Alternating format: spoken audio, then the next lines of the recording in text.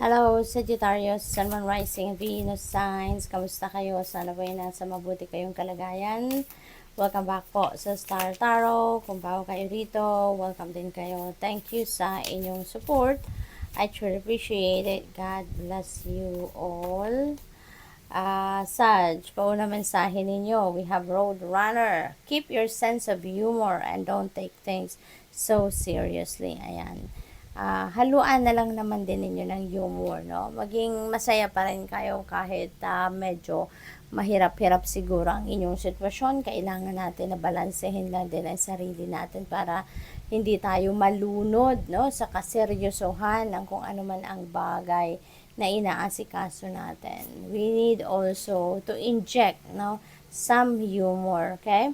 We have Kiwi, do a walking meditation each day for the next week. Ayan, Sagittarius, baka kayo ay sobra nang nai-stress or baka sobra na kayong bag down. Siguro fragmented na din ang isip ninyo, kaya kailangan ninyo na mag-meditate. And at the same time, kakapag-exercise kayo when you do a walking meditation. Ano? Yung spend time by yourself, mag-walking kayo, and ano na yan, ano, as long as you are safe ha, dyan sa paglalakaran ninyo, then do it.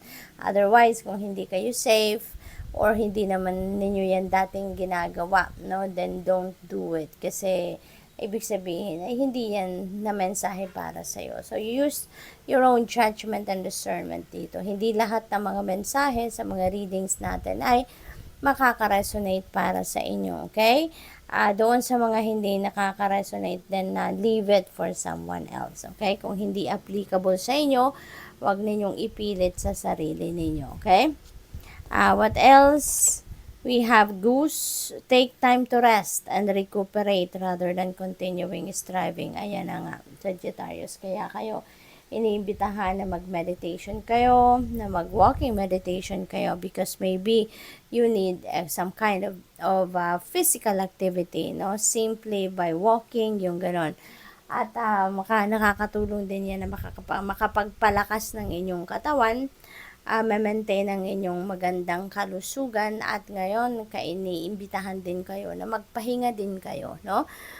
Sometimes kahit hindi pagod ang katawan natin, kung ang isip natin nagta-travel, no, nagme-mental travel, nakaka-stress din yun. Kaya kailangan, ano man ang inyong sitwasyon, ano, kung feeling ninyo, isa sa mga parte ng katawan ninyo ay napapagod, kailangan ninyo yan na ipagpahinga and give yourself time to rejuvenate and recuperate para makabawi, no, kayo sa pagod, sa stress na nararamdaman ninyo. Okay? What else? We have Shark. Trust your instincts, no? To discern the truth of the situation. Ayan. So, ano to, importante na mag-tune in kayo sa inyong intuition. Okay? Kasi, when you allow your intuition, totoo, no, to be your guide, yan talaga ang magli-lead sa inyo sa tamang daan. Yan ang magli-lead sa inyo sa tamang direction, no? Sag, what else? We have Walrus, remain vigilant about the current situation, okay? Pay attention to signs and omens and let them dictate your choices, okay? So, kailangan na talaga ninyo na maging mapagmatsyag din, kailangan din ninyo na nasa sentro kayo, nasa core, nakabalik kayo sa core, kasi with that, makikita ninyo ng maigi ang inyong sitwasyon. You'd be able to really pay attention, no, to those signs and omens, kasi hindi kayo distracted, hindi kayo fragmented ang isip kapag nakapagpahinga na kayo, nakapagnilay-nilay na kayo. Okay?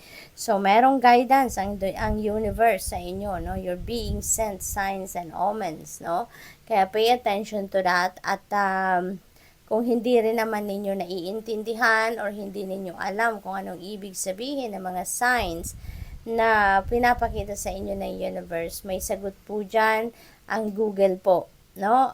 I-Google po ninyo kung anong ibig sabihin. There is a lot of blogs and articles na online na nag-i-explain ng mga ibig sabihin ng mga signs and omens and even synchronicities na nakikita natin. Okay, that could help you find the meaning. So what else? We have honeybee.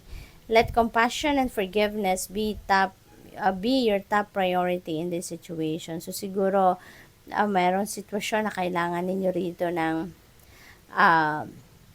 a display ng inyong love, ng inyong pag-iintindi, ng inyong awa, no, yung mga ganon. So depende sa inyong sitwasyon. Maaari din na kailangan ninyo na magpatawad na, no, or baka mararamdaman din ninyo na it's about time na din to move on with your life.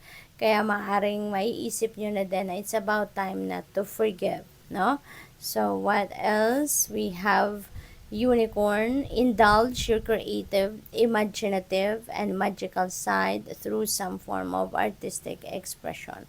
Ayan. So, siguro mag-i-enjoy din kayo sa ngayon gamit ang inyong mga talents and gifts, no? Kaya, yung mga artistic prowess ninyo, kumbaga, maaaring yan ay ilalabas ninyo sa ngayon, or maaaring magiging creative kayo sa ngayon. Maaaring may mga opportunity for you to express your creativity at this time, ano, at yung mga imagination ninyo, maybe that will be put to practice, no, sa ngayon. So good luck. What else? We have tortoise. You're too fragmented, so do whatever it takes to get grounded. Ayan. So meditation is one perfect avenue, no, to ground yourself. Magnilay-nilay kayo, magmuni-muni kayo, do some kind of reflection. Isang mabisang paraan din yan para mag-ground din yung inyong sarili, para kayo ay makabalik sa focus, makabalik sa sentro ninyo. Okay? So, good luck. Thank you for watching. Love and light. Namaste.